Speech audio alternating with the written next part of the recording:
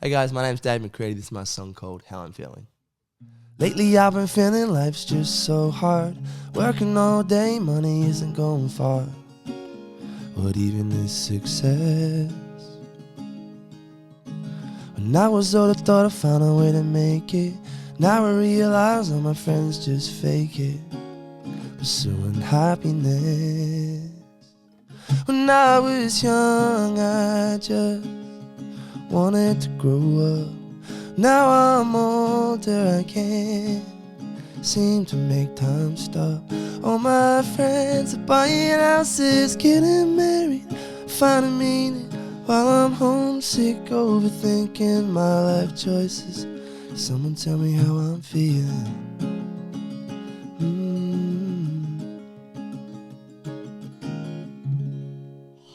Wow. Holy shit, man. That was amazing. Oh, goosebumps. Man, Oh, thank you. amazing. One take wonder, that's all we need, boys. That's how we roll, bro. Hi, I'm Bailey. This is Bailey Talks, where I talk, you listen, and hopefully we both learn something along the way. No scripts, no filters, just unique conversations. Let's see where we end up. You're really listening to what you're saying. Yeah, You know? We're locked in. definitely locked in now. How's it sounding, Jay? We sound good? Okay, ladies and Jay's gentlemen, locked in. welcome back to the podcast. Bailey Talks. This is episode 21. Before we get into it, I want to let everyone know, if you're not subscribed, this is a little plug for myself. If you're not subscribed to the YouTube or the Spotify, please go give me a follow. Support me, helps me out a lot, obviously means a lot. But more importantly today, very exciting episode. I want to welcome a very special guest. We've got Dave MacCredie, roughly 3 weeks away from embarking on his Australian live tour. Will it ever make sense? Musician, songwriter, mate. Thanks for jumping on today. How are you going? Dude, How's it's good to things? be here. It's Thanks. good, man. It's good. Nice and early. Mate, you were just saying before that you were catching up with a mate from Germany. Yeah. What's that like with you? So much travel. Like, are you always making friends? And Well, this guy I knew from like Sydney, Cool, and he cool. met his girlfriend a few years ago. Yeah, and right. they moved to Germany. Yeah, and then he's right. back they're doing like an East Coast tour. Yeah, like, yeah, sort of yeah. like up the East Coast, up to Ely Beach. yeah, yeah. And then he was like, "Oh, dude, I'm stopping in for Newcastle last night." Sick. So just went to the wharf last night. It's pretty quiet. They haven't been into the wharf in like Yeah, well, the wharf on a Wednesday night. There's not much going on there, but pretty mellow. yeah. If I take like a Saturday or a Sunday, Yeah. there's a bit going on. There's a little bit going on there. It's a bit of a younger crowd there too, Jay, isn't it? The old Wharf, because you used to work there a bit. Yeah, I used to be the manager of the Wharf. I did say. Yeah. For like 7 years. You would have seen some stuff. Couple of brawls, couple of girls falling over, all sorts of stuff. Bro. 10 hits, Oh, mate. deaths. Yeah, really? Really? Oh my goodness, man. Crazy. That's Yeah, it wasn't like scary that stuff. last night. Yeah, probably not on a Wednesday. Nah. Mate, 3 weeks time, you're setting sail on an amazing tour along the Australian coast, east side. I was looking at all your destinations, starting up sort of North Queensland sort of area. You're working your way down, then finishing up in Byron Bay. Yeah. How are you feeling in preparation for your tour, mate? I'm excited. I just finished up a tour with Pete Murray. Yeah, So saw that. That was just a good run. That was like 15 shows. Yeah, wow. And then so I'd started sort of booking this run of shows probably like August last year. Yeah, right. And yeah, I'm really excited about it. It just, I love getting out and playing music. I love entertaining people. So Man, the first time I saw your page, it was literally, and you can't make this up, it was you performing in Byron Bay. Must have been busking, and it was outside this shop, and you were playing Riptide. oh yeah. And it was like, I don't know how many people were there listening to you, singing with you, but how's it been from starting off with your music, busking, playing in Byron Bay, playing around, to now going to performing like a touring event around Australia? I guess that was the goal. Yeah. I don't have a manager and a label that sort of promote the music for me, or an agent. So I was like, I had two people that sort of inspired me to start busking. It was Ed Sheeran and Ziggy Alberts. And then Zig started in Byron. So I was like, well, if it worked for Ziggy, Surely. yeah. Surely. Yeah, I was like, well, I might not have the same success that he had. Yeah. But at least it would put you in front of people that, I don't know, have that sort of nostalgia. They see you in Byron and they'll be like, if you go on a tour a few months later, they'll be like, oh, saw this guy in Byron. He was pretty cool. Yeah. He brought a good vibe. And so- even like growing your following and that, like busking is probably a good opportunity to promote your socials because, like you said, if you don't have a label and someone really pumping your stuff, you're doing a lot of it yourself. Oh yeah, it's all myself. Like Yeah. everything's myself, except the production of the songs. I go up to a guy in the Gold Coast, Cool. but everything else is done myself. So all socials, all promotion is. So it's really good for, like, I was down in Sydney this week just doing a couple of pop-up shows before my tour. Yeah, And it's just good to sort of get out and meet new people that Yeah, probably of wouldn't see your course. music unless you were. Man, the title of your tour, Will It Ever Make Sense? What does that mean to you? Why did you name it that? Probably the last few years, just in my life personally, and then in like the world, life hasn't exactly made sense. And I just, some of the songs that I'd written over the past couple of years, sort of a lot of questions about life, love, and sort of heartbreak, and just like not understanding why things happen necessarily. But things work out. I understand that now things work out as they are supposed to work out. But I like the thought that will it ever make sense? Because maybe it won't, but maybe it will. And I like that question. And it's a good question to ask. And only time will tell. Like you said, maybe it will never make sense. Yeah. I've got a line in one of my songs. It's like, nothing goes the way I plan it. And maybe someday I'll understand it, but maybe we won't. Yeah. And maybe I'll be old and I'll be like, man, it makes sense now. yeah. Well, maybe it still doesn't. Yeah, Who maybe it knows, still doesn't. man? Who Okay. knows, man? What's the last few years been like for you, man? Like, how's things been? Like, Yeah.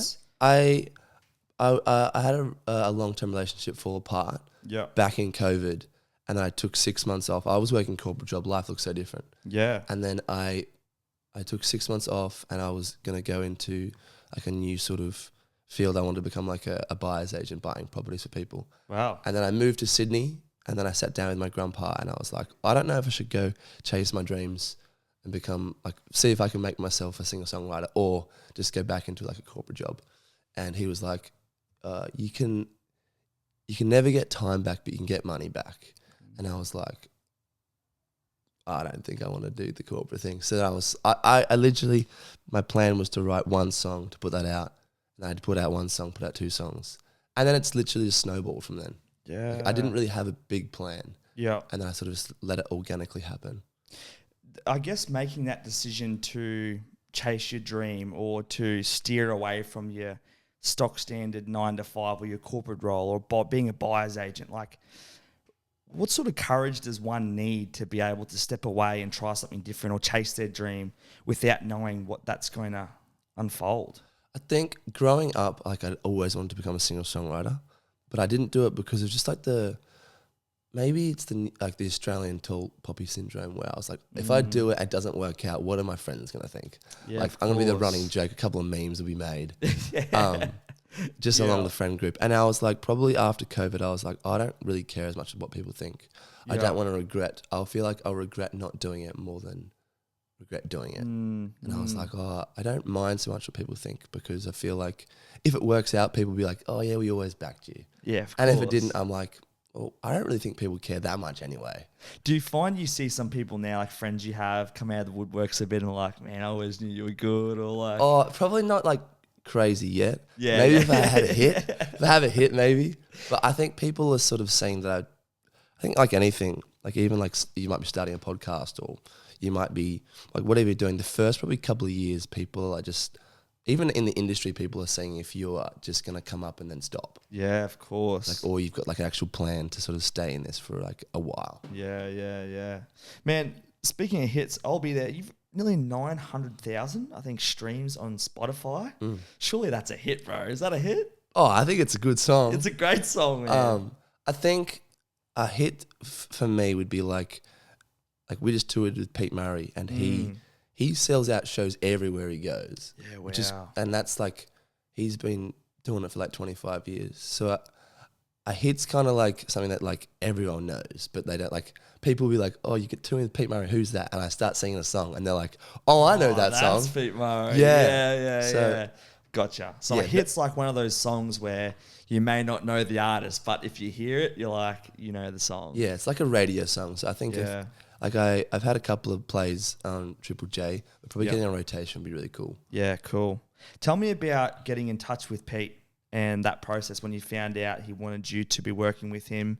And what was that experience like, working with one of the OGs, the Australian OGs, Pete Murray? That was a cool experience. It was probably April this year or last year that I was busking in Byron, and then one of his venue contacts saw me busking. And was like, "Can you play this festival with us?" And I was just about to play a show, my own show in that location. I was like, "I can't do that, sorry.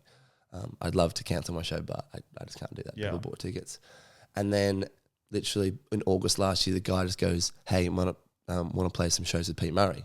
And I thought it was just like one of those like phishing emails, because it was like all he said in the same email trail. "Want to play some shows with Pete Murray?" I was like, yeah, I think I would. That'd be cool. And then, a bit of back and forth. And then it was like a run of 15 shows around Australia. Yeah, wow. From venues from like 800 capacity to 2,500 people. Were they some of your biggest shows you've performed, would you say? Yeah. What was your favourite, most memorable? It's the one thing I like love about touring is that like you can play to the exact same amount of people night after night, but the demographic It's different. is so different. Like we played at like Sunshine Coast at the station to about 1,500 people, and it was like amazing, like sick. And the next night we played somewhere else, and the whole like atmosphere was so different. Like people either were like, I don't know, they just weren't ready. Sure. Other times they were like, I don't know, I still half asleep. Yeah. But it was just so enjoyable. Like we went to like WA and we played like a couple of shows over there. And again, like just seeing, it's really inspiring playing with like an artist like Pete, because you sort of see like the impact that he has on people with their music. Yeah. And sometimes a lot of my time is spent on the road, so you don't get to have that interaction as much with people. Yeah, true. Like the one-on-one impact. And then you talk to them like after a show and they're like, oh, this song was our wedding song. This was like my nan's funeral song, and it's connected with me so in so many ways. And that's really cool to sort of see. That's really special. Yeah. That's really special. Did he give you any advice for your tours moving forward, or? Not really. It's kind of funny. He's obviously a seasoned veteran, so we sort of like, we didn't sort of impress ourselves too much on him. We sort of allowed it to happen. Yeah, but we had some really good conversations with him. Like he's a really humble sort of guy, softly spoken. Yeah, okay. Like, but we have some jokes with him. Yeah, good. Which is really fun. Yeah, good. What was your role within the show? So obviously you guys were performing at the beginning. Is that right? Yeah, they're like, so at Pete's shows there was like an opening artist. Yep. The main support, and then there was like Pete. So we were like the main support. Yeah, great. So was the goal for you guys just to like get everyone a bit up and about, get the vibes high? Is that what you guys were trying to do? Yeah, I think as a supporter opener, you'd like to think that you can warm the crowd up for the main act, so they're not coming on cold. Yeah, like there's nothing worse than when I play a show and my support act hasn't done it, like, I wouldn't say I've done the job, but haven't done a job where you get up and people are kind of a bit sleepy. Yeah. You want people to be like ready to see Pete Murray when he comes out, so that the stage is set. So I think we had a lot of fun. We played a cover, Home Among the Gum Trees. Yep. Yeah. And that's just like, because we're like, what's Pete Murray's a legend. Yeah. Like, what song can you play? It's like, if you don't know any of our songs, well, at least you're gonna know this song. You have to sing to this. Yeah, you have to sing to this. So that was really a lot of fun. That's such a great idea too. And by the way, you're not just performing with anyone, you've been performing with your brother. Yeah.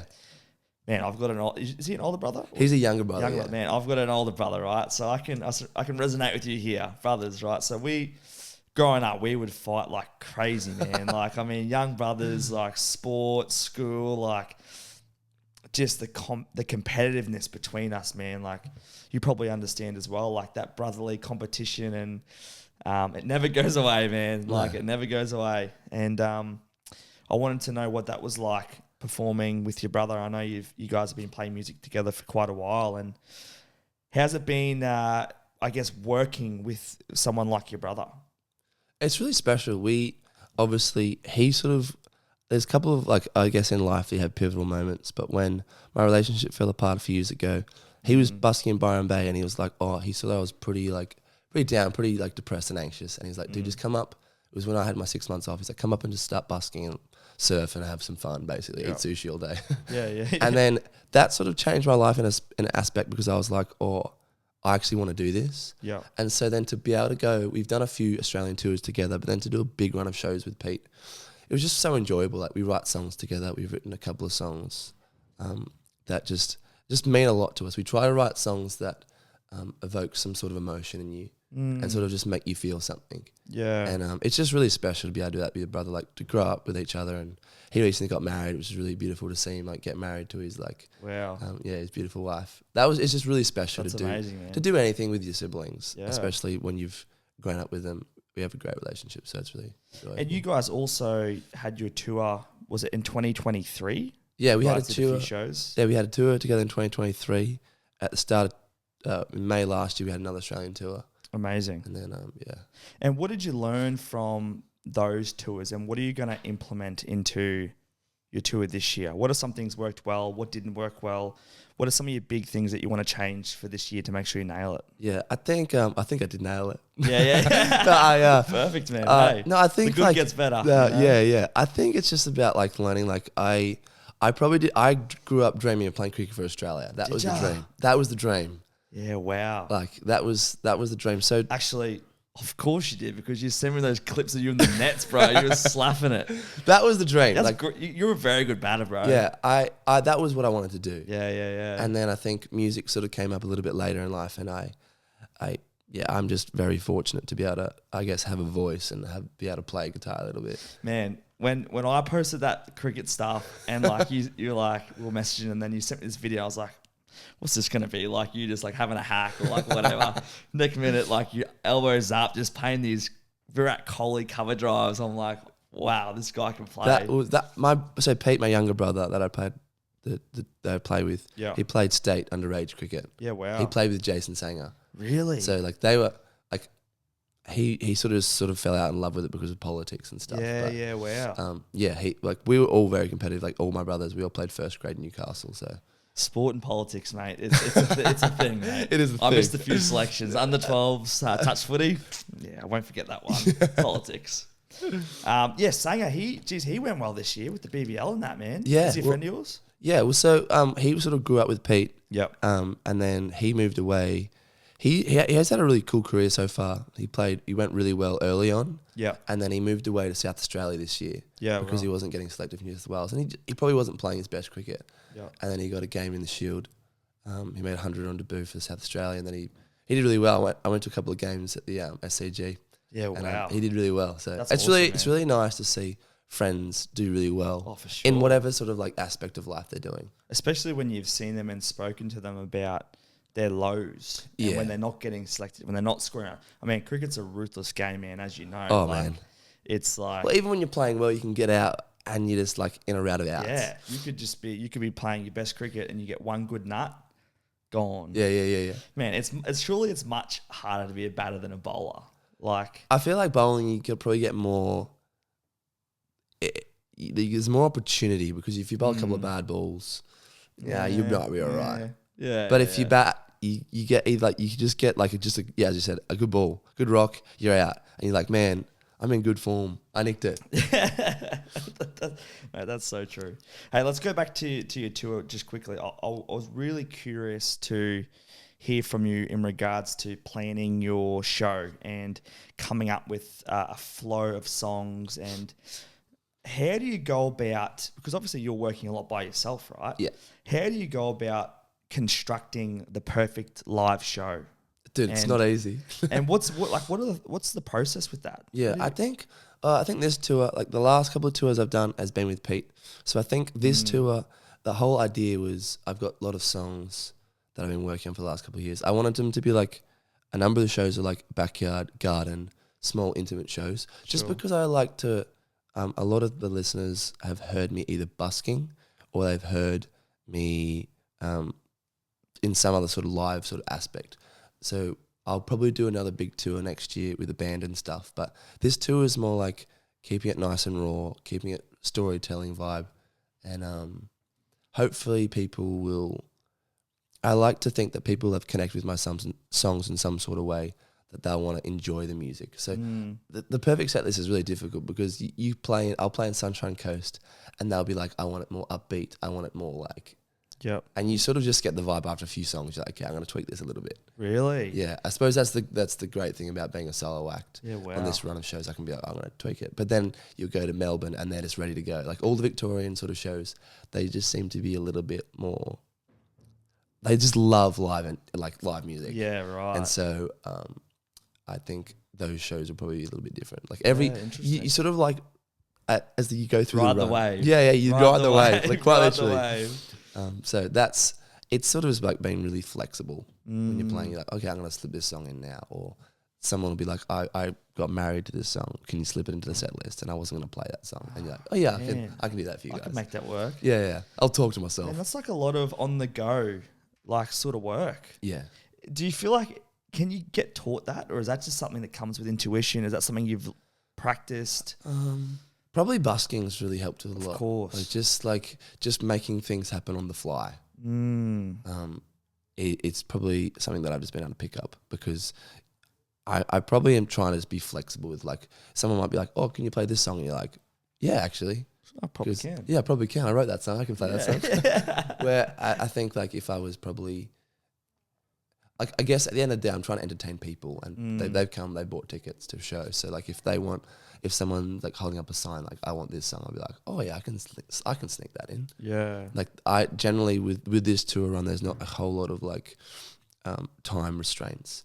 So obviously I'm not going to go for 3 hours because people will be sleeping by then. But if someone's like, oh, I want this song, or I might want to stretch a story out because people are really engaged for a certain song. I guess it's really interesting because I guess this makes you think and understand that your live shows and performances, it's not just you playing a song. No. It's a performance. So it's telling the story. It's engaging with the audience, listening to what they're saying, feeling the vibe. Like, it's cool. It's cool to sort of hear from your perspective the storytelling part as well. Yeah. And the way that you listen. And it's not even like verbally with your audience. It's about understanding how they're feeling and how you then adjust what you're doing. Like, it's really cool sort of. Well, it's kind of fun. Like, I love songwriting because it's so cool. Like, I write a song for me. Like, songwriting is kind of therapy for me, for whatever I'm going through. And then it's my song until it's released, and then I'm releasing a new song tomorrow. And then when you release a song, if it's a song that connects with people, they don't really care about, like, my situation. Yeah. It just relates to them. So like, if you love a song, you go, it either relates to this memory or it relates to this time with my partner or whatever it is. You don't go, oh geez, when Ed Sheeran wrote that song, man, that was about his partner. You're like, no, that's that song just hits home because it evokes a feeling of, like, that day in May that like we first kissed or whatever it was. Yeah. And then so they want to come to a show to sort of like those sort of feelings. Almost feel that. Yeah. Yeah. Which is really kind of cool. So you want to allow people to feel that. Yeah. Especially as a smaller artist that doesn't sell out like stadiums. True. Like when you go to like a stadium show, I don't really want to listen to you talk. I just want you to be like pumping out the bangers. Yeah. If I go to a Coldplay concert, I just want you to play the bangers. Yeah. And there's plenty of bangers with them, man. Holy. Yeah. Mate, with all the people you've worked with, like Pete Murray, obviously you're pretty close with Ziggy Alberts, your brother. Do you have any other strong musical influences or who's had the biggest impact on you in terms of music and who you want to become and how do you structure your sort of music, your sound?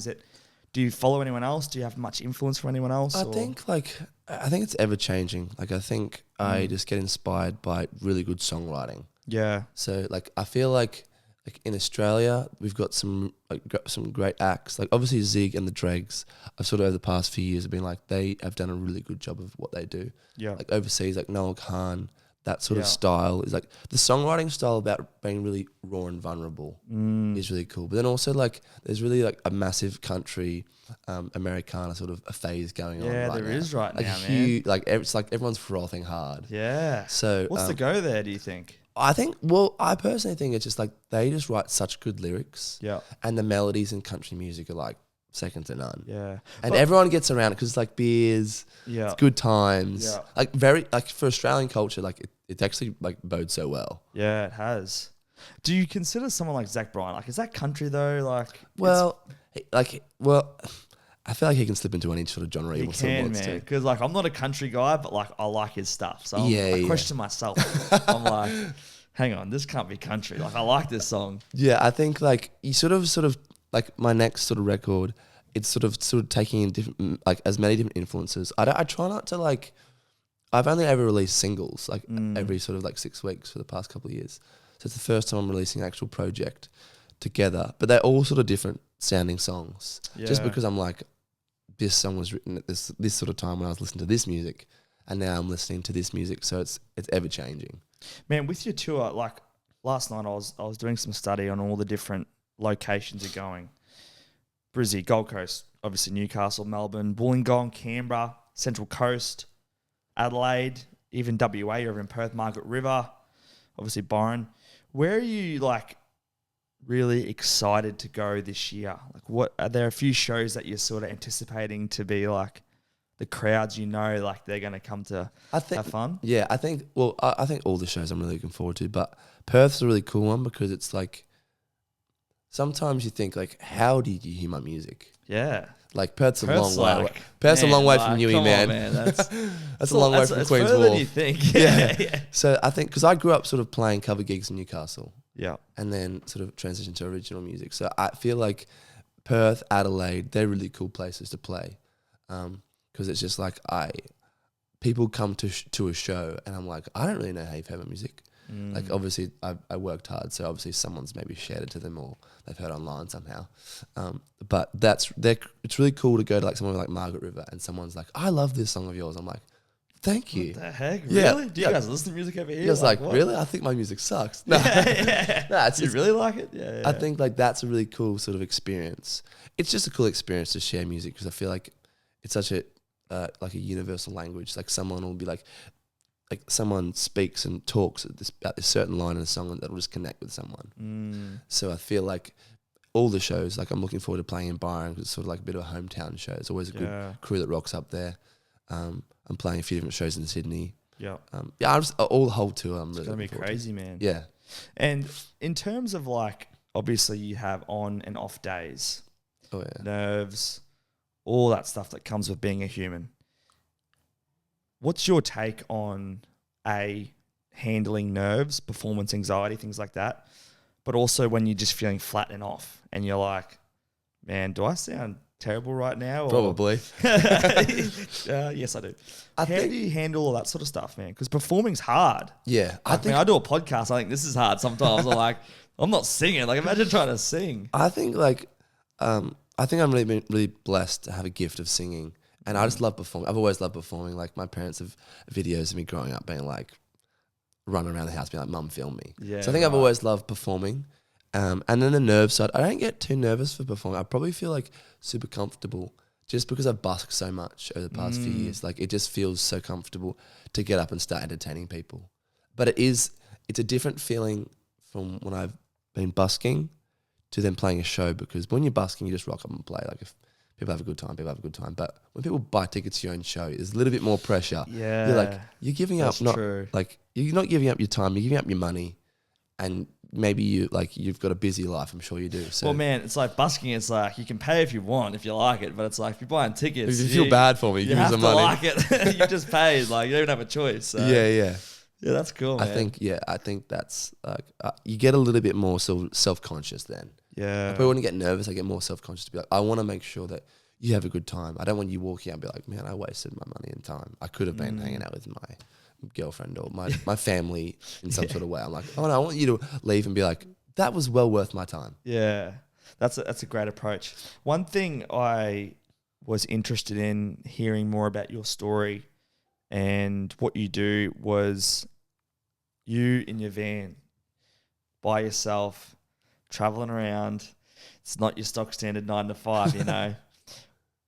What's it like? What's a typical day like for you, man, with your living circumstances, what you do?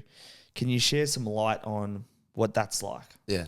Well, I got the van about 4 years ago, and then I moved to Sydney, and I was sort of doing part-time van life. Yep. And then just rent was so expensive. I was paying like, close to $400 a week, and I was half the time in the van. I was like, man, this is like this. I built it as like a weekender, but then I'm like, man, I may as well just live in this thing. Sure. So a day in the life is really different. Depends if I'm on tour or playing shows. If it's just like a day like today, I'll try to get up and like train, go to the gym, go for a walk or run, and then get into the ocean if I'm surfing or swimming, or I've just gotten into swimming. So I bought some like Wow. ocean bath swimming. It's so good. Ocean bath swimming. Yeah. My man. I've just My gotten into man. that.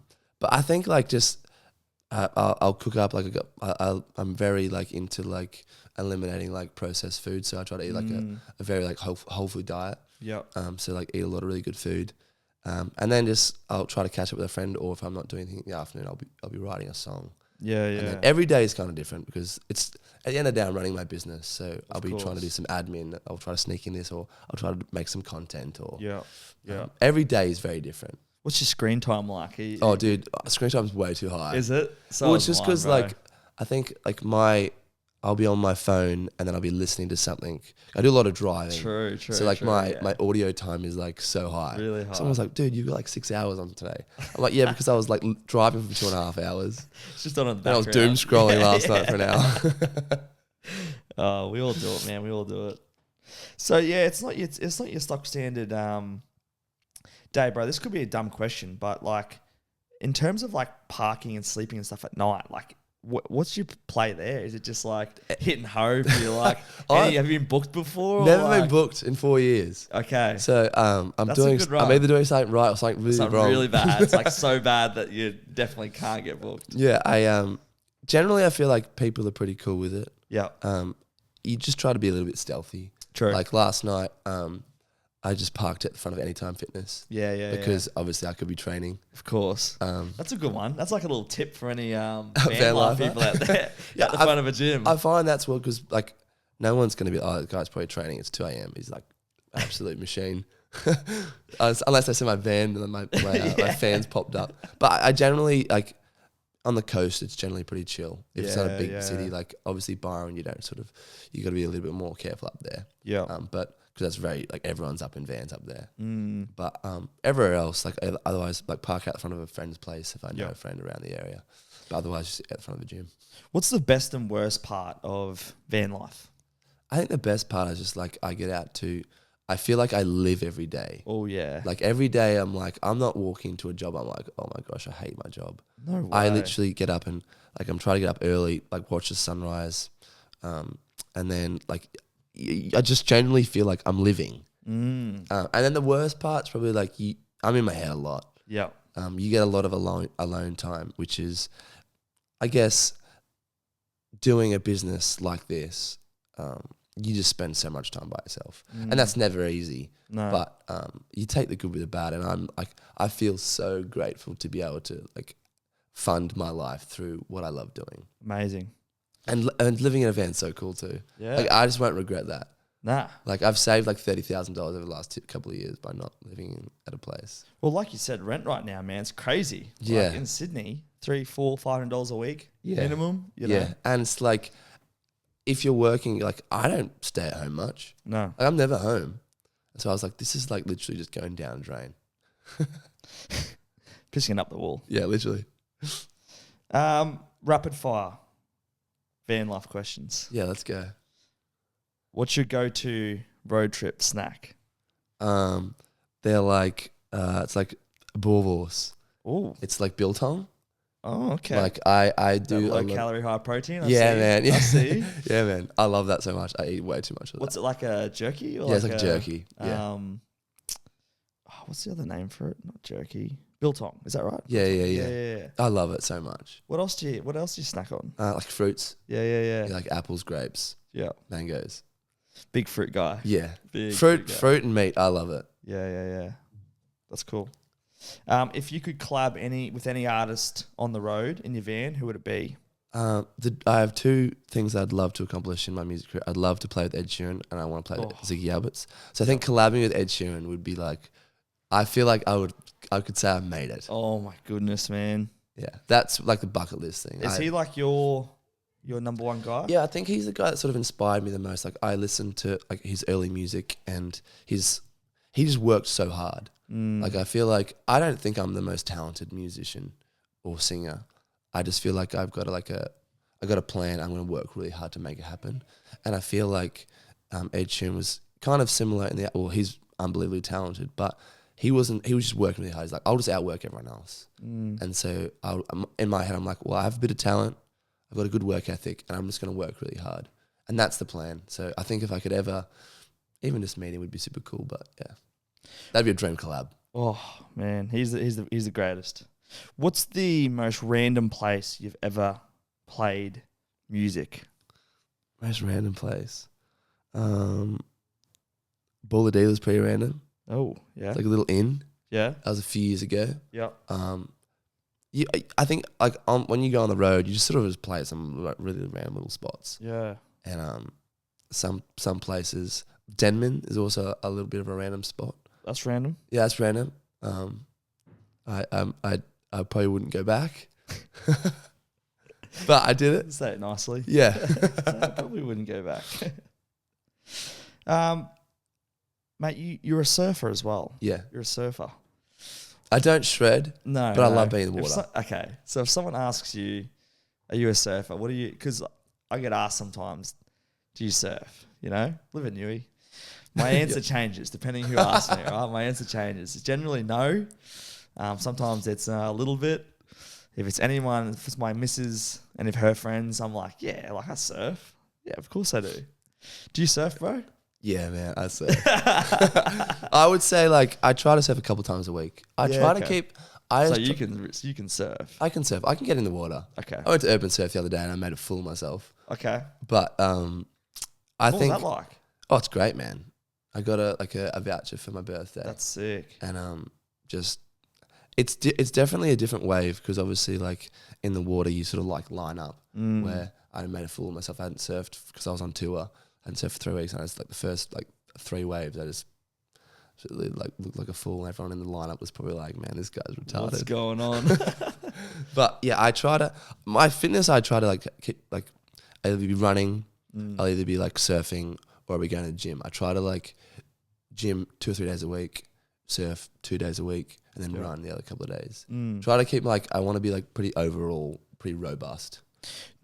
Do you think that surfing and music overlap a little bit with any sort of like not creativity, but like are there any similarities, do you think, between like music and surfing? And because I think like Australian as a like culturally, a lot of people who may be doing similar things to you often are surfing, like that beachy coastal lifestyle, van life. Do you run into a lot of people on the road who are doing similar things to what you're doing with music and surfing? I think the Australian culture is like beach, especially in summer. It's like beach surfing, music, get around like jamming or something like that. Yeah. So I think you do see a lot of people around, like especially van lifing. Like someone's like, if you're doing van life, you've probably got a board in your car. Yeah. And someone's got a guitar, so someone's got like someone's playing something. Yeah. Yeah. So I think there's like you definitely can correlate some stuff and like integrate some of the like the lingo of surfing into music. But I also just feel like the whole culture around like summer East Coast van life. Yeah. You do meet a lot of people that just love being outdoors. Have you been up to Crescent Head before? Yeah. Yeah. I visited 2 weeks ago. Oh For man. the weekend. How First was it? time, amazing. Yeah. It was the most. Did you surf? I did, bro. I surfed. Like that's a flat yes. I surfed. Not very well, but I surfed, man. Like you sort of forget how hard it is to paddle out sometimes. Oh Like, yeah, man. You got to be fit, man, and then to stay out there, miss a wave, paddle back out, miss another wave, and you're like, nah, I'm done. Catch a bit of white water on your belly, roll in. But no, it was we got some really nice weather, and the waves are really nice. Very wholesome trip. We were all doing like 75 hard. Oh, dude, how good's that? So, Wait, you still doing it? well, when I say we, I mean everyone that was there, like but me. So I was doing it for that Good trip. weekend, basically. Oh yeah, nice. Wholesome trip, man. Like, Yeah. butcher. Have you done it before? Nah, I haven't. Dude, you should do it, man. I did it a Man. few years ago because I was like, I want one part of my life. Like, I want to be able to say that was the fittest I've ever been. I think you're right. I think I should do it this year, man. I can't read books though, man. I get so bored. do audiobook. Oh yeah, true. There's always a way, man. That's a good idea. Yeah, there's always a way. But it was so wholesome. Like, normal trips away for me in the past have been very different to what that was like. With the boys, friends, going to the bottle-o, slab of beers on the shoulder. we were going to the bottle and buying non-alcoholic like wine and stuff. Yeah, sick. It's weird, but Did you mate, play golf? played golf, Nice. played the mini putt. Yeah, sick. Went to of course, the bakery, famous Yeah. Crescent Bakery. You got to go to the bakery. Pies, man, they're good. Wait, what would the boys have? wouldn't have a pie. Nah, they didn't. Nah, they had like the salad Bailey. roll, bro. There was like a wrap or something. I walked in, I was like, I'm not getting that wrap, man. I'm getting like the brisket, like jalapeno. Yeah. And then I eat half my girlfriend's too. But it was cool, man. We took up some board games. Like, geez, Monopoly brings out like a different beast in people sometimes. Hey, like It's so good playing a board game because you see the people that are competitive. Like 100%. closet competitive. It's like, dude, where's this come what from? the heck, mate? Negotiating Monopoly is like my all-time favorite thing. Like, you step into my office. You tell me what you want, you know? And it was so funny. One of my mates, Scotty, he's like, just him dealing with him, negotiating with him was the funniest thing because he was trying to plan like 4 deals in advance. He's like, all right, if I trade this with you, then he's like, George, then will you trade that with me? And he's like, but then I'll give you $1,000 cat. I'm like, mate, just one deal at a time. I was like, you just got to take your time here, get the deal done.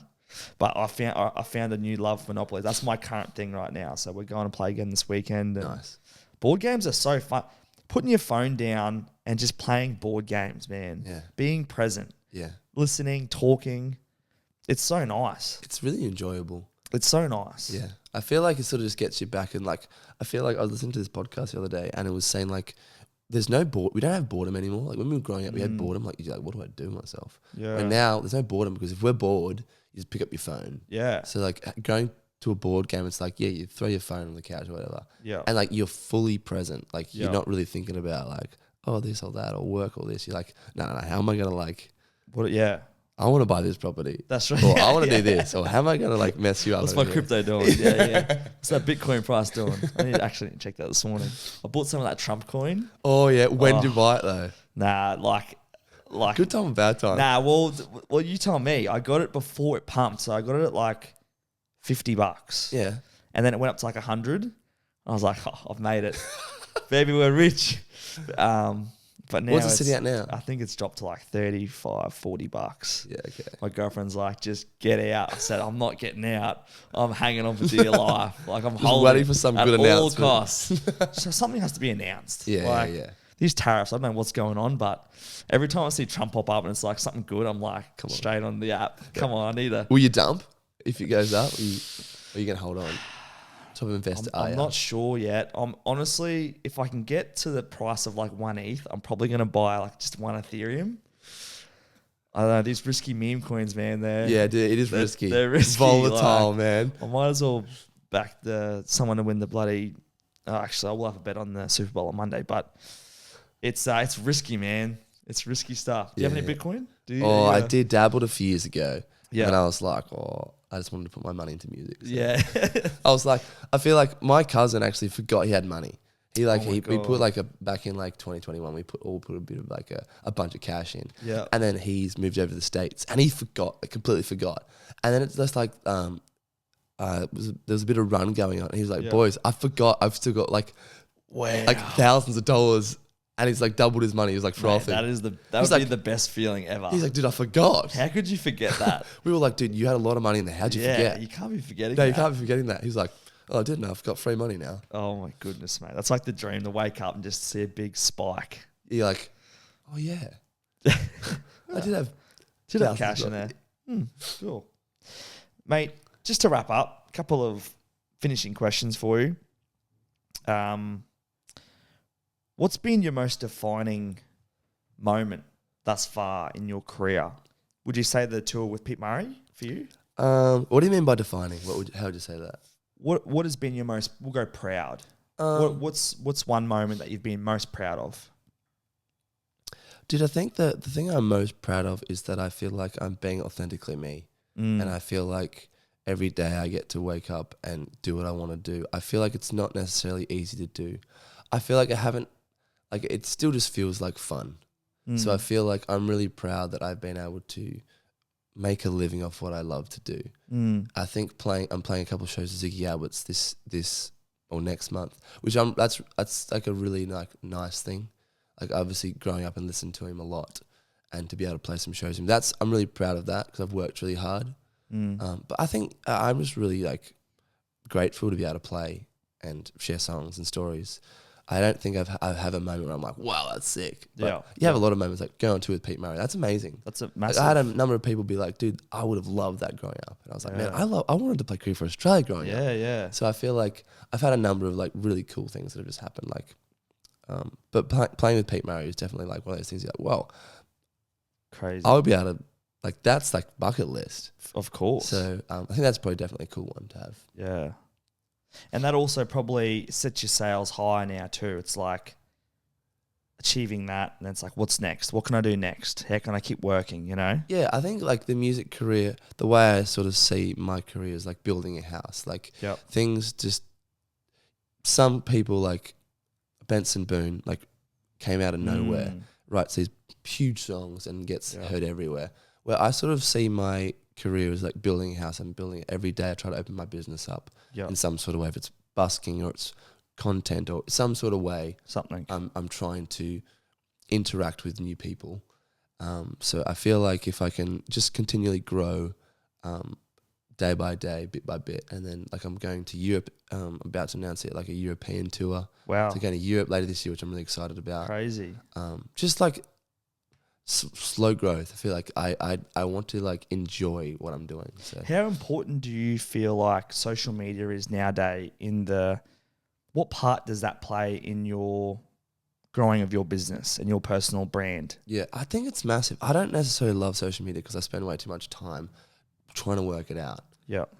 But I think it's like, I think if you're an artist in or sort of any aspect, like there's a comedian called Matt Rife. Yep. Have you heard of him? Funny guy. Oh, man. Handsome guy too. Oh, dude, absolutely gorgeous. He's good So looking quick. bloke, Yeah. let's be honest. But he sort of like, his story sort of shows like how important like social media is now. Like he was doing comedy for like 10 years, avoided social media at all costs because he just hates being on his phone, and then put up a bit of content and went gangbusters, and now almost all his stuff goes viral. He's unreal. Yeah. His and- crowd work is pretty crazy. How, dude.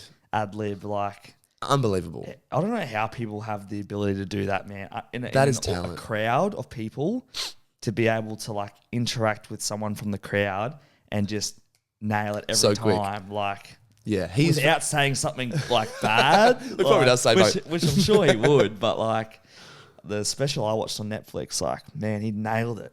Yeah, I think like, so. That's where I'm like, social media is just so important to like. If I look at any of my friends that are sort of like going hard on socials, it's kind of like a taboo. Some people hate it because they're like, it's not traditional. Like it's not the way that music was made like back in the day. But I think like I've got people listening to me in like all over the world that I don't have a label and that pushes my music out. So if I didn't have social media, I probably couldn't do music. Yeah. Because I don't have the luxury of someone spending like thousands and thousands of dollars on me, where I can just post some content, make something up, and then it can get heard everywhere. So that's, I love social media in that aspect, but I also hate it because it's like you're always trying to think it's of... interesting how you have that relationship with it, because like you said, it's almost like do or die. Like you sort of have to. You kind of have to do. rely upon it. Unless you've got like a team or unless you've got people funding, like you need a presence. Yeah. Like, because if you don't have a presence, you're missing out because you would be finding more people, more like clients online. Like if you've got a podcast, if you're like an artist in whatever form, if you're not on social media or even a business, everyone's on their phones nowadays. Like everyone's like got everything everywhere. So if you're not able to be searched up within 5 seconds, like you're missing out on potential revenue. I can't help but think how important and how beneficial it is for you to be able to be doing a lot of this yourself, and what you're learning along the way. Like that has to pay dividends for you in the future. I hope so. If it does, it's a lot of time to spend there. But if it doesn't, it sounds good at least. Yeah. You sound like a great player. Like you're working hard. Wasting way too much time on my phone. Screen time. We'll check that after this. Yeah. Just finally, mate, what do you hope? Actually, two parts to this. Firstly, what do you hope people feel when they're listening to your music? And secondly, and finally, what are some of your goals for this year and beyond? Oh, actually, I've got a final question, but start with those two. I think I want people to connect with my music in a way that makes them forget about me and immerse themselves in their story. Like I feel like in life, all we have is stories. Like in whatever, good, bad, happy or sad, that we live out a life of a story. So like I come here to do this podcast today, and I have this experience, and you're in the exact same room. We're all in the exact same room having a different experience, and I hope that people listen to a song of mine, whether it's intentionally or unintentionally, and be like, I really felt something. Like that evoked some sort of emotion that I need to address, or I'm so glad to experience. I had someone come and be like, I started my, I wanted to travel the world, and I listened to one of your songs, and it sort of inspired me to start traveling. And that was like, oh, that's really like precious to me, because I'm like, I want to inspire that impact. Yeah, it's like, it's a really beautiful thing to think that like a little song I wrote in my vans made someone be like, oh, I want to chase what I want to do in life. I don't just want to work this job because I need to earn $100,000 this year or $50,000 a year. I want to chase my dreams because tomorrow is not guaranteed. Yeah.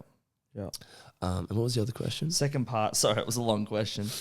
Goals for this year and beyond. Obviously, your tour. Yeah. What's coming up for you in the next couple of years? Where do you want to see yourself end of this year, end of next year? Hopefully a very successful tour. Yeah, What are your hopefully. thoughts? I think, going to Europe's going to be really exciting. Yep. I want to start going to the United States. The visa situation is a little bit different over there, so I'm trying to talk with a couple of guys to work out how I want to do that. But going to Europe, I want to start going there every year now for the next couple of years. I think it's just gradually building. I think I genuinely love my life so much. Yep. And I hope that it just continues to grow. I don't take anything for granted, because if I don't write good songs, no one's going to listen to my music. Yeah, that's the reality, isn't it? So I want to be able to I try to write songs regularly every week. Yep.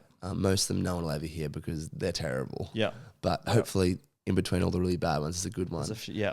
And then I want to be able to, I'd love to get into more festivals around Australia. Cool. I feel like I would love to make it more financially sustainable. Yeah. I'd love to stability. I'd love to start earning some money that I'm like, oh, I'm not so where's the next sort of paycheck? Inconsistent almost. Yeah, I'd love to sort of write good enough songs that people want to come to a show and not feel like, oh, I've sort of seen this. I'd love to make it like, whether it's Europe, the US, or somewhere in Australia, people are like, oh yeah, I went to David's show last time. It was phenomenal. I want to go back. Yeah, awesome. That's what I guess, and I want to write some really good music. I want to release some. I've got like 8 songs I'm going to release this year. Yep. So I've got a lot of music, and I really just hope that people enjoy it. Yeah, I love that, man. That'll probably wrap it up. I think it's been about an hour, Jay. Yeah, so that'll be good. If you're still with us, if you're listening, thanks for making it this far. Hopefully, you've enjoyed this discussion. I certainly have. Really cool to hear, David, about your story. You setting yourself out there and just taking that leap of faith and having a go, because I think a lot of people are nervous, scared to do that. And you're a great example of someone who's doing that and living life, you know.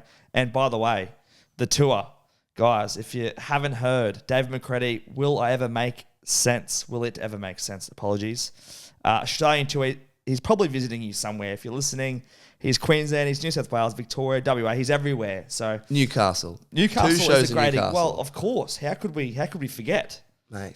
So Newcastle, we got Bar on the Hill. Yeah, playing that with Ziggy Alberts. That's almost sold out. That'll be amazing. So that's on the 14th of March. Yeah. And then your second one, I think, is on the way back. Yes, it's on the 6th of April. 6th of April.